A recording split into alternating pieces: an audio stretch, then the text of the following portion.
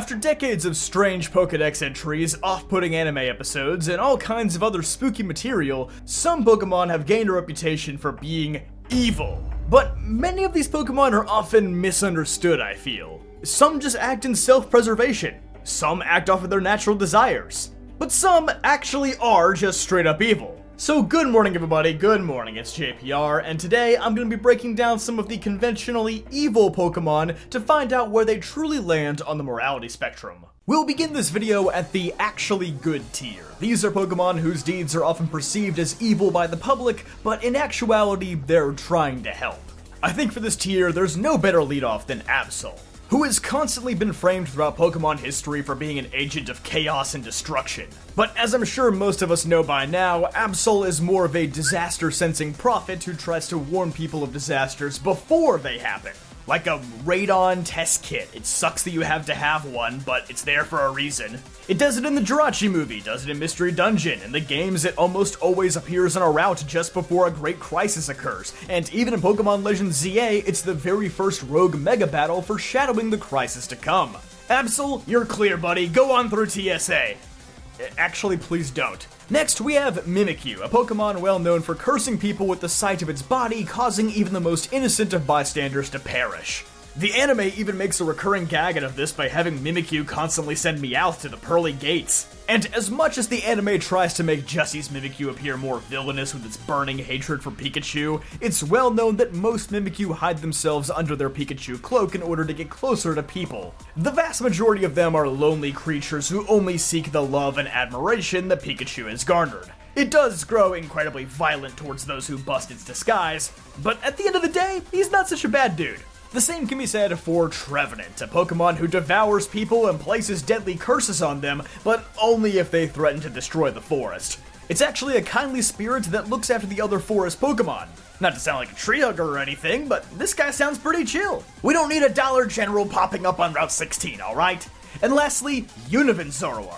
While it has sometimes been mischaracterized as evil by the citizens of the Pokemon world, in truth, Zoroark is just a reclusive Pokemon that protects its home with illusions. It does occasionally delight in deceiving people with these illusions and has been known to brutally punish outsiders, but these acts appear very rare, as most Zoroarks are proven pacifists who just want to protect their packs. The second tier is the morally gray tier. These Pokemon have very unclear motives, even though they've been accused of actions that many would consider evil.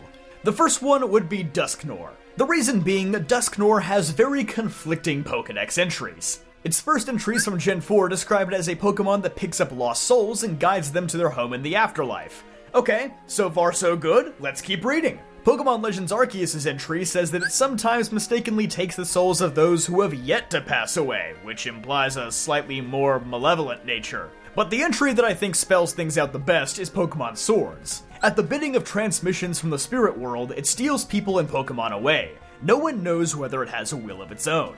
So, there you have it. Dusknoir is primarily just a guide to lost spirits, but only really does what the spirit realm commands of it. And if it doesn't have free will, it can't be definitively good or bad. The next Pokemon here is Kyurem. Obviously, he had to be in the morally gray tier. We recently looked further into the lore of Kyurem in another video, discussing how its origins as an alien and the original dragon were somehow intertwined. But one thing we never get a clear answer on is, did Kyurem actually eat people? The fact of the matter is, this one part of its story is never confirmed to be fact or fiction. We see through its movie that Kyurem is a highly territorial and violent Pokemon, so I wouldn't put it past it. But also, bears eat people, and nobody calls them evil. So I guess Kyurem and all other stereotypically aggressive, territorial hunting Pokemon like Houndoom, Tyranitar, Sharpedo, and even Weavile would all go into this spot. I don't believe these Pokemon hunt out of ill intentions, they're just carnivores who need to eat.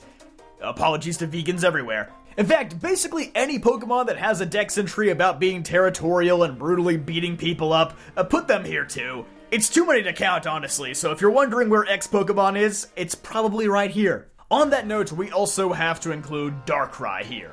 A Pokemon typecast as a villain as often as Giancarlo Esposito, and pulls it off just as wonderfully, I might add. Darkrai's Platinum Pokédex and its own movie immediately put these allegations to bed. with the dex entry clearly stating that it means no harm. The power of nightmares is unfortunately just something that Darkrai is naturally cursed with. It does not intentionally inflict them unless it's threatened. And lastly, Mewtwo. Yes, your mind probably immediately went to the Mewtwo from the first movie and the fact that the Pokédex literally describes it as the most savage of all Pokémon, but the more I looked into it, the more the movie version of Mewtwo seemed like an outlier. In nearly every other form of media, including the games most importantly, Mewtwo appears to prefer solitude, only using its incredible power against those who intrude on its territory. While it still harbors a grudge against humanity for the circumstances of its creation, it doesn't seem to go out of its way to cause harm to anybody. Just a slight jump up from here is the unintentionally bad tier. These are Pokemon whose powers have devastating effects for people and other Pokemon, but whether they act out of malice or not is unknown. This is like the slightly more serious version of morally gray. Guzzlord has to go here because it is essentially just the more terrifying version of Kyurem. Yeah, Kyurem might have killed a villager or two, haven't we all in Minecraft? But Guzzlord has gobbled entire planets alive. However, just like Darkrai, I don't believe Guzzlord does this out of malice. It quite literally has a limitless appetite due to its body converting everything it consumes into energy before it's full. It is without a doubt one of the most fearsome Pokemon in existence, with arguably the most confirmed deaths on its plate, basically being the Galactus of the Pokemon world. But evil? Not too sure about that one. In the same vein, we have to mention Necrozma, another Ultra Beast who has doomed entire dimensions in its insatiable search for light. Its Sword and Shield Pokédex entries also discuss more in detail how heartless and vicious its takeover of Solgaleo and Lunala's bodies are too.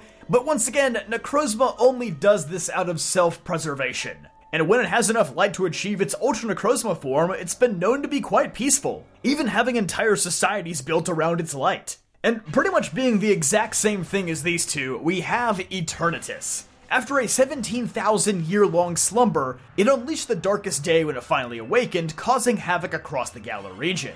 And due to Rose's experiments, it did the exact same thing again 3,000 years later. However, while Eternatus can become frenzied and violent similar to Necrozma, it's never made clear if it has any ill intentions. Again, horribly catastrophic, but no real motive behind its actions other than just being in agony from overloading energy. And surprisingly, I'm even including Yveltal here. Yes, the Pokemon with evil in its name only makes it up halfway the ladder of evil. How ironic. Yes, Yveltal is known as the Destruction Pokemon who steals the life force away from everything in the area when its own life comes to an end, but similar to Darkrai, I don't believe this is something this Pokemon does intentionally. Yes, it does attack Ash and his friends in the Diancie movie, but in fairness, they did encroach on its territory and prematurely awakened it. So, like many other Pokemon in this tier, it was likely just standing its ground. And as soon as Xerneas calmed it down, it ended up flying off peacefully. Our next tier up is the occasionally evil tier, meaning the Pokemon that land here are very inconsistent with their actions. They have definitely committed some evil acts before, but it's unclear if the species as a whole is evil. The Pokemon here also seem to be far more aware of their actions than the Pokemon that we previously discussed, so it's hard to cut them as much of a break. This includes one Pokemon who I just did a video on very recently, Giratina. Yes, Giratina is often treated as Pokemon's version of Satan, and old lore describes it as an incredibly violent creature, but since the events of Legends Arceus, it has acted more in self-defense than any sense of destruction. If anything, it's been more of a helpful Pokemon in more recent times. It's certainly not the evil Pokemon that everybody expects it to be. Next, we have the child kidnapper itself, Hypno. Hypno is another odd case of a Pokemon because it has been known to frequently steal people away to feast on their dreams, but other times, Hypno has been described as a very helpful Pokemon, assisting people who suffer from insomnia. I mean, I imagine having your dream eaten probably isn't the worst thing in the world. Most people have a hard enough time remembering their dreams anyway. Anyway, this is a case of a few bad apples potentially ruining the bunch. Based on the evidence we have, I don't think all Hypno can be confidently ruled as evil, only a select few. And the only other Pokemon here is Hoopa. Hoopa is a very difficult Pokemon to dissect, because mostly we still don't know a ton about it all these years later. We only have one very bad movie that I don't care to rewatch to go off of, and a handful of Pokedex entries. And on top of that, it appears that Hoopa Confined and Hoopa Unbound sort of have this split personality thing going on, where Hoopa Unbound's greed can become so powerful that it fully consumes Hoopa's otherwise innocent disposition. Sometimes Hoopa uses its rings to collect things it likes, sometimes it steals entire castles to steal their treasures. Sometimes it just wants to play innocent tricks on people, other times it wants to create cataclysmic doomsday events with legendary Pokémon. So what's really going on with this guy? Who can say? I hope Mega Dimension clears it up a little, but I'm willing to bet that just like most stereotypical genies, and I don't mean to profile here, but he's probably just in it for the entertainment and love of the game. Alright, finally, the prelude is over. Let's start getting into some actually mostly evil Pokemon here, starting with the intentionally evil tier. The only thing more intentionally evil than these Pokemon are people who have watched this far without subscribing. You're really breaking my heart here. But after several tiers of beastly, legendary Pokemon with countless catastrophes caused by them, we arrive at Litwick. Litwick is a Pokemon that routinely deceives people as a guide, only to slowly siphon their life energy away from them. It's also been known to abduct small children, and it doesn't get a whole lot better as it ages. Lampent literally stakes out hospitals waiting to absorb someone's soul as soon as they die. He's spawn camping so Dusknoir can't take them where they need to go. That's just rude. And as a Chandelure, it doesn't even have to wait until a person's final moments of life. It can just burn up your soul even if you're young and healthy. But on the bright side, it did give us one of the rawest Pokken finisher moves ever. On that same note, we have Drifloon, another Pokemon who delights in whisking children away to the afterlife. Yes, let's not get this confused with Dusknoir, who takes people who have already naturally departed, most of the time. It does jump the gun occasionally. Honestly, Drifloon might be worse than the Litwick line because while they are cruel, they are at least using that energy for themselves. Drifloon just takes kids away for the love of the game. And not only that, but according to its Pokemon Sun Dex entry, Drifloon is fat-phobic. Shaking my head, Drifloon. Shaking my head. In fact, the only reason I'm not putting this one in the very top tier is that it's not particularly great at its job. It's really easy to scare off, apparently, and oftentimes just gets pulled around itself. For another Sinnoh ghost type, I feel like we have to mention Frostlass. Tales describe this Pokemon as a woman who froze to death in the mountains. Its Dex entries don't turn truly sinister until the Alola games, though, where it starts detailing on how Frostlass freezes handsome men and takes them back to its lair to serve as decorations. It even tries to invade human settlements during blizzards and whisk people away. While the Dex describes frozen souls as its favorite food, it appears to act more out of malice rather than necessity.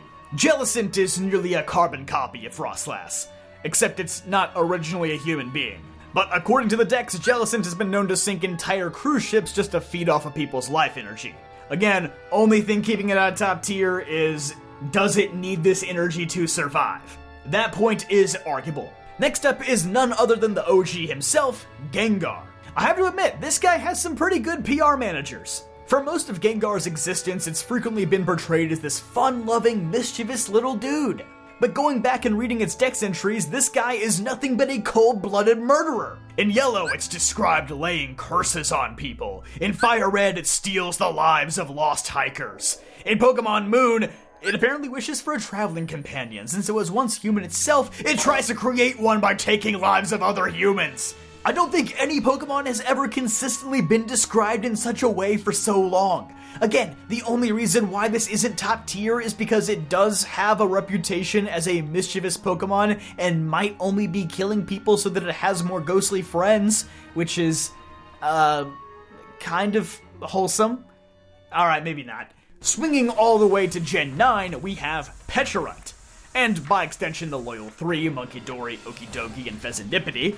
For centuries, Pecharunt has been using the toxins in its mochi to take control of people and Pokemon alike, making them do its bidding. While NPCs in the game describe Pecharunt as a quote-unquote good Pokemon at heart, just trying to make new friends through its brainwashing, I think it's been proven time and time again that that isn't really the case. There's a reason I don't have it in the very top tier, though, as it appears to act more out of loneliness and fear than outright malice, but its actions are undeniably evil. Anyway, we finally reached the pinnacle, the incredibly evil tier. These Pokemon are pure evil beyond the shadow of a doubt. There is no argument that can be made to save them. Starting with Bayonet, a Pokemon born and motivated by pure spite and malice. As a plush doll thrown away by a young child, the grudge it bears turns it into a bloodthirsty ghost that seeks vengeance on its former owner.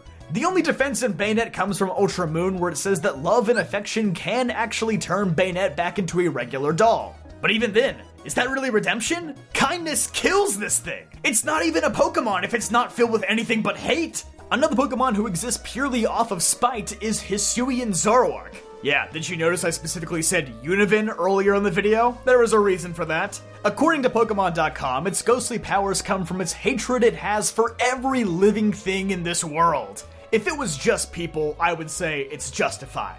After all, Hisuian Zorua and Zoroark are just reborn souls that were presumably once killed by people. Unlike its previous form, which only attacks people out of concern for its own pack, this version of Zoroark is far more merciless to anything it comes across. Approaching the end, what other Pokemon could be here but the one that is said to be made up of 108 evil spirits, Spiritomb.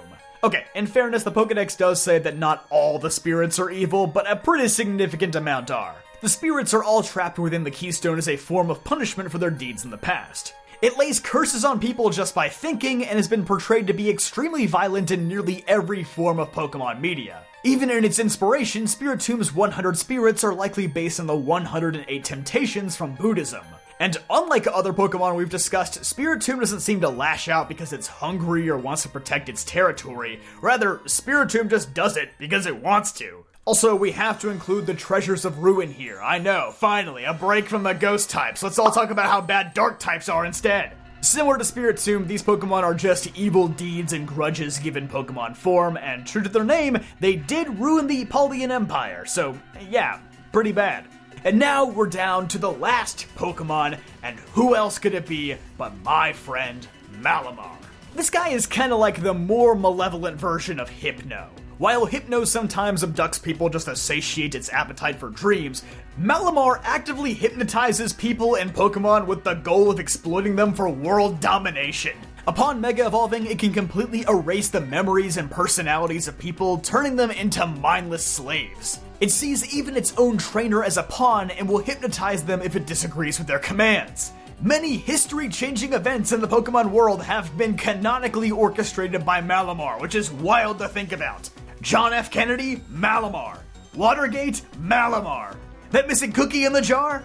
That was probably your dad, but potentially Malamar. Yes, like any Pokemon, even the ones in this tier, Malamar can potentially be rehabilitated by people. But it is one of the very few that are just corrupt by nature. So what do you think? Are these guys really the most evil Pokemon? Are there any that I missed? Let me know in the comment section down below. But don't forget to leave a like if you enjoyed, subscribe for more videos just like this one, and I'll see you guys next time.